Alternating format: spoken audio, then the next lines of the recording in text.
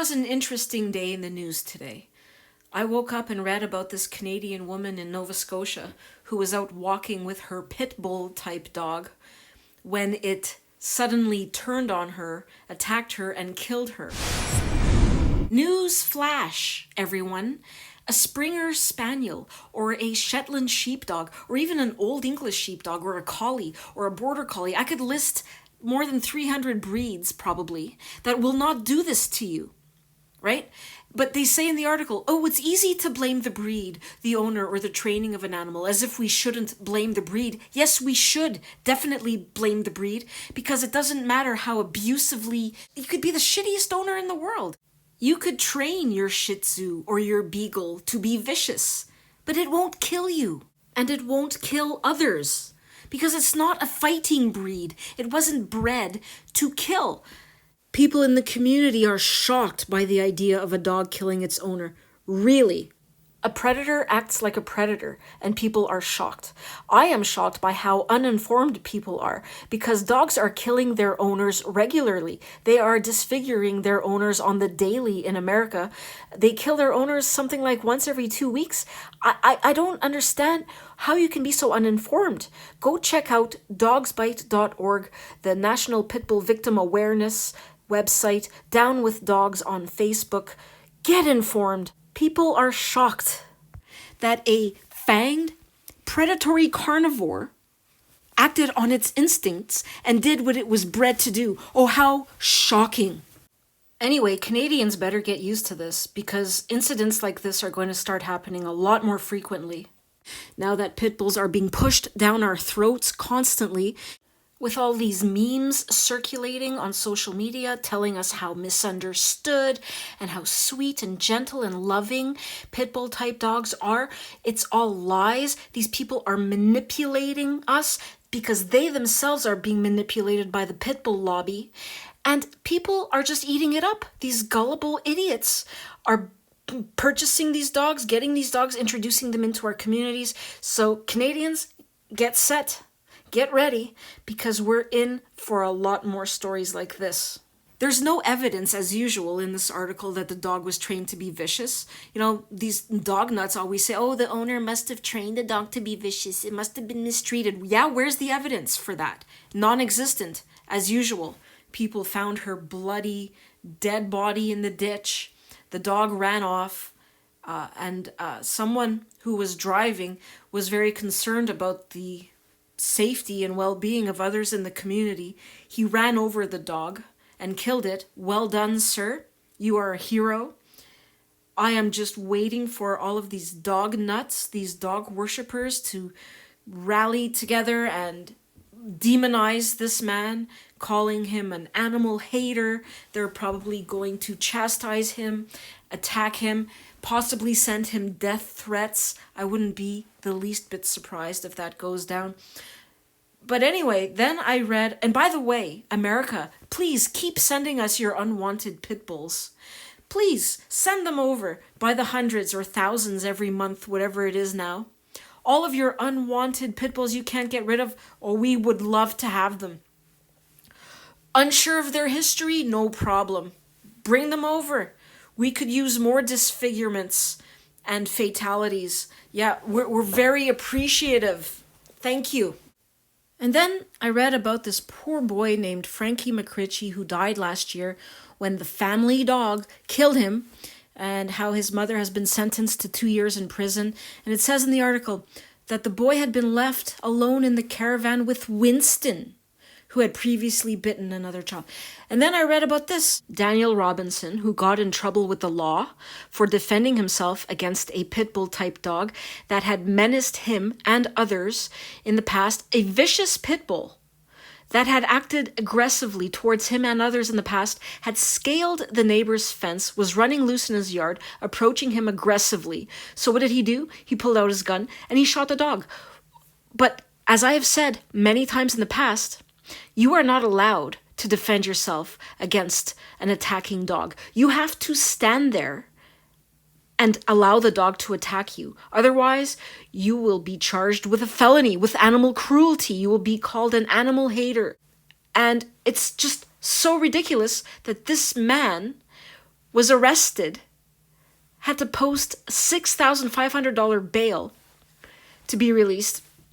You are not allowed to defend yourself against an attacking dog. The neighbor, of course, the dog owner, has a completely different story and claims that he shot the dog as the dog was running away from him, running back to her. He tells a different story, says the dog was just inches away from his hand, was about to bite him. Who are they going to believe? Who are the police going to believe? The dog owner. Why? Because they are dog worshippers. They're going to side with the dog worshipper. And they're going to demonize the animal abuser. He points out how crazy it is that he can shoot a man who is attacking him, but for some reason he can't shoot a dog. Someone please explain to me, why can you not shoot a dog? Why can you shoot a man but not a dog? That's insane. Anyway, a couple things really chapped my ass when I read this article. You know, I love dogs. I'm a dog lover. He has to say, why do you have to say that? I've owned dogs all my life until I was 35, but don't own one now. Who cares? They always make a point of saying this, that they're a dog lover, but who cares? You can be a dog hater. It is okay to hate dogs. There's nothing wrong with hating dogs. But, he has to say that. Like, just because you hate dogs, it doesn't mean you are a bad person. That's what, mentioning that in the article implies. Oh, he loves dogs, therefore he's not a monster, right? So what if he hated dogs? Maybe he doesn't like to be filthy. Maybe he likes a clean house. Maybe he doesn't want dog hair in his food. Maybe he doesn't want every square centimeter of his house to be covered with dog spit and snot, right? Maybe he doesn't want to be humped by a dog, sexually assaulted by a dog. Maybe he doesn't want to deal with noise pollution, also known as barking. Maybe he doesn't want to pollute the environment with untreated dog waste in plastic, non-biodegradable shit bags. Maybe he cares about the environment. Maybe he doesn't want to play Russian roulette with his life.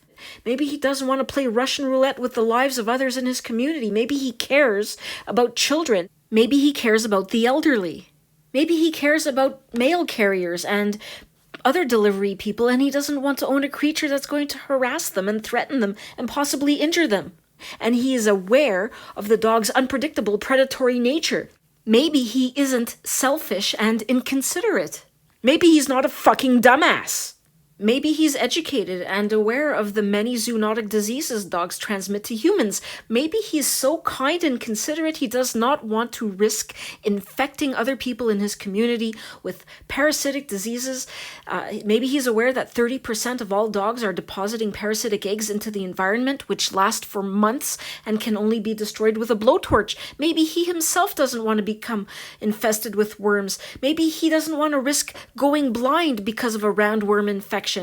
Maybe he's so caring and compassionate, he does not want to own a creature that could seriously sicken other people in his community with bacterial or viral infections. Maybe he does not want to own a creature that is going to pollute the environment, kill grass and trees, and pollute the water with its piss.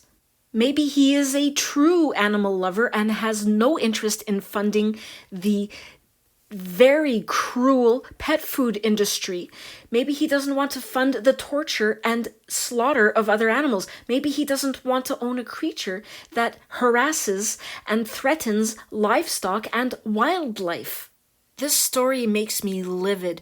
This man was charged with infliction of mental injury to a child because when he shot the child was so upset, traumatized. Well, what about his mental injury? What about his fear? Apparently the mother, the owner of the dog and the child were afraid that they would get shot.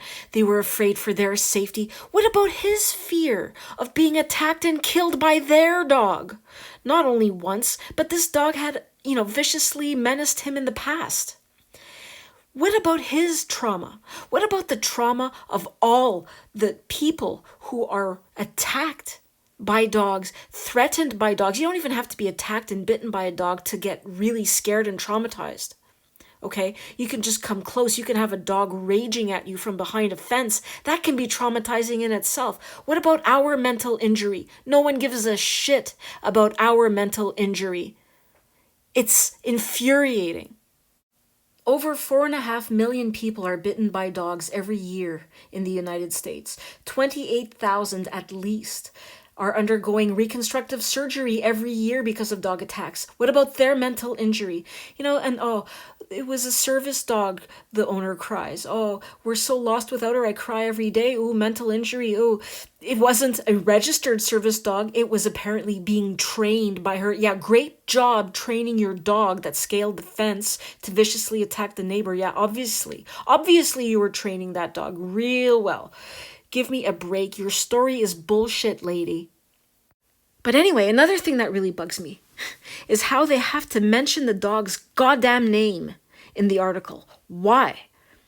The owner says the dog's name is Worthy. Who gives a fuck? Okay?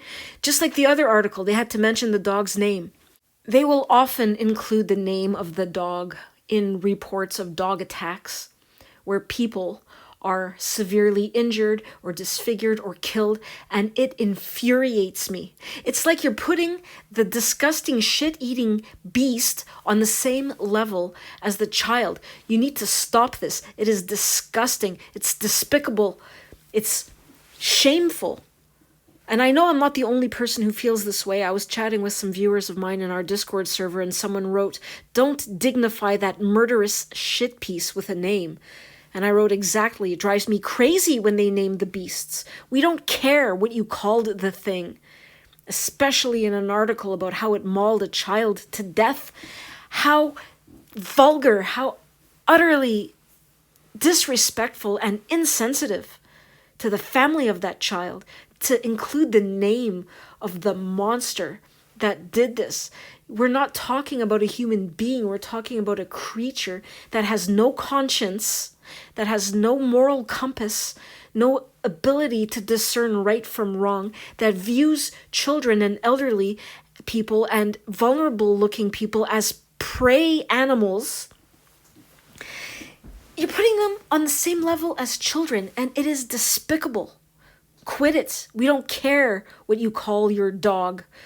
When I talk about dogs, I don't say he or she. I don't call it by a name. That's as ridiculous as naming a plant or a coyote or a bear or a salmon or whatever.